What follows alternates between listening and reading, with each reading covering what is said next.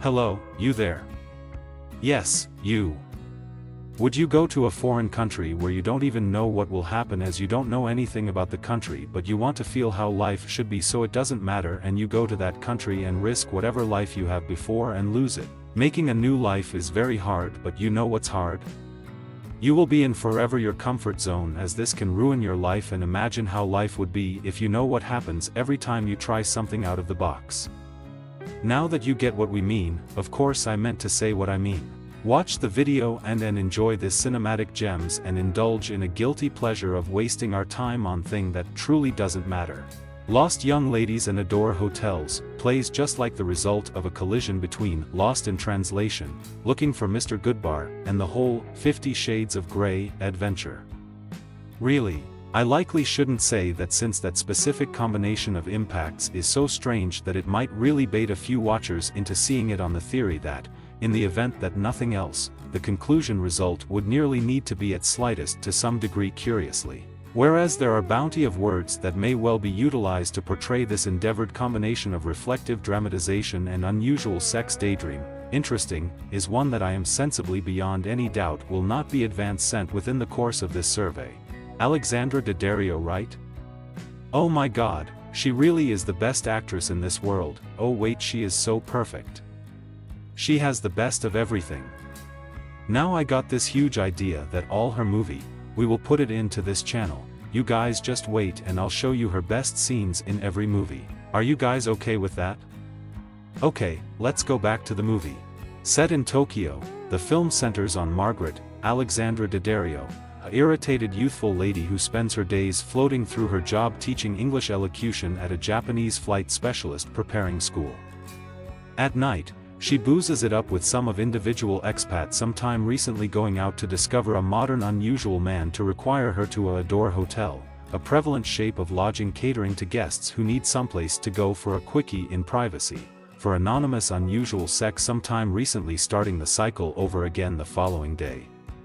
One night, she catches the eye of the puzzling and good-looking Kazu, Takahiro Hira, and with his nature with both the foremost popular work of artist Hokusai Katsushika, you'll know it once you see it, and the zip ties he finds in her sack amid there to begin with Adore in visit, it appears as in the event that he is flawlessly on her wavelength. Indeed, the disclosures that he may be a part of the Yakuza which he is around to urge hitched have no impact on her other than a handful of questions, almost the total idea of chopping off a finger as discipline. It cannot final, of course, and when things inevitably alter, it sends her on a descending winding that will probably lead to either self-destruction or self-realization. In either case, a part of sheets will have to be cleaned along the way. Lost Young Ladies and Cherish Hotels was based on a 2006 novel by Catherine Hanrahan, and since I have not studied it, I cannot say in the event that this is often a case of an adjustment doing a net damage to the first source fabric or not, in spite of the fact that it ought to be famous that Hanrahan herself is credited with the screenplay. As a dull mental representation of an unmoored youthful lady casting herself unfastened in a arrive filled with individuals she has no association with and connections. That conclusion, when the room rental terminates, Chief William Olsen's work is incredibly senseless and shallow. It illustrates all of the enthusiastic mindfulness of a lesser section within the Emmanuelle franchise, outside of one exceptionally ungainly scene in which Margaret insinuates to her father, truant, mother, dead, and brother, clear mental issues, we get no understanding as to who she is, what makes her tick, so to talk, or why she takes so totally to Kazu other than the fact that the script requires it. The Emmanuelle comparisons don't extend to the suggestive substance, which needs to be seen as tense and provocative but demonstrates to be as hot and stirring as a limpudon and as outre as a visit to Spencer's Blessings. At that point there, the film's desperate endeavor to undertake to by one means or another add a cheerful finishing to all of the bleak nonsense that has gone before it, and which as it were fits in the sense that it is fair as improbable as everything else on show. Alexandra Daddario has demonstrated to be a striking screen presence in the past, most strikingly on the primary season of True Detective, but is incapable to do anything with the cipher of a character she has been given to work with. She appears nearly as misplaced and unfastened as Margaret, but for totally diverse reasons. In Expansion, she strikes zero flashes with Hira in their scenes together, which is kind of noteworthy considering that the whole story hypothetically pivots on the capable fascination that's implied to exist between them. That said, the greatest casting botch comes with the nearness of Carice Van Houten, the mesmerizing center of Paul Verhoeven's Black Book, and Melisandre from Game of Thrones, within the nothing role of one of Margaret's drinking buddies. As a fan, I was happy to see her to begin with, but rapidly got to be demoralized when it got to be agonizingly self-evident that she was not intending to be given anything of interest to do. Her nearness is so totally unnecessary to the proceedings that you just have to ponder why she bothered to sign on, other than the draw of a free trip to Tokyo.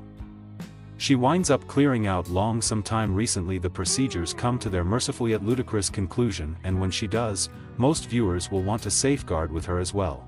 Anyone wants to hit us up with the Game of Thrones?